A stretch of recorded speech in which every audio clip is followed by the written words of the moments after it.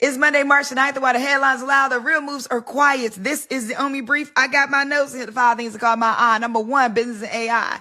Apple just rebuilt Siri from the ground up and handed it to Google to power. iOS 26.14 dropping later this month with a brand new Siri running on Google's Gemini AI. Apple is reportedly paying Google $1 billion a year for the privilege.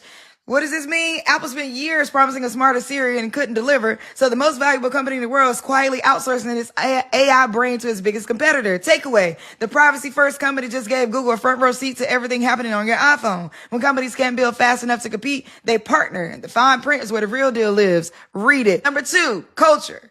The Reverend Jesse Jackson was laid to rest last week. Obama and Biden spoke at the memorial, but Jesse Jackson Jr. publicly called them out, saying they barely knew his father and they used the funeral to take shots at Trump. What does this mean? The civil rights legacy is now contested territory, even at a funeral. America couldn't agree on how to honor one of his most consequential figures without turning it political. Takeaway: when we can't mourn together, the divide isn't just political, it's cultural. Watch who gets to define the legacy going forward. The fight is already underway. Number 3, entertainment. Zendaya and Tom Holland reportedly got married in secret. A woman was arrested for firing shots at Rihanna's Los Angeles home while Rihanna was inside. Also, Bad Bunny performed his first ever concert in Asia.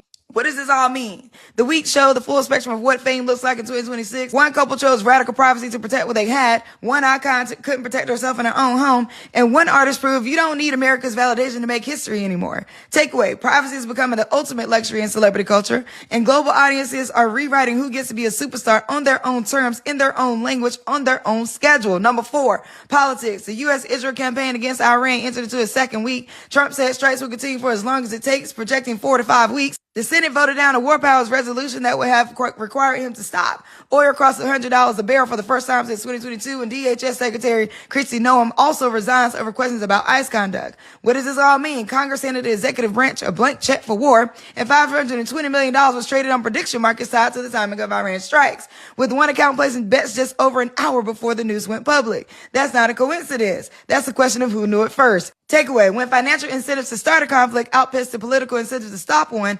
oversight stops being a process and starts being a performance. The paper trail from this war runs deep with prediction markets. Number 5, wellness. More than a dozen measles cases were confirmed at a Texas ICE detention tent camp, and the global wellness summit named Neuro Wellness its top trend of 2026, using technology to track and retrain nervous systems in real time beyond just managing anxiety symptoms. What does this mean? Both stories are about systems under pressure. One is a public health failure inside a detention facility, and the other is a cultural signal. A massive market is emerging around the idea that modern life has pushed our nervous system past the point of self-regulation. Takeaway: we're in the era of nervous system management. Be sure to update your wellness routine. That's the Omi Brief. No spiraling, no sensationalizing. We're not panicking. We're paying attention. I'll see you next Monday.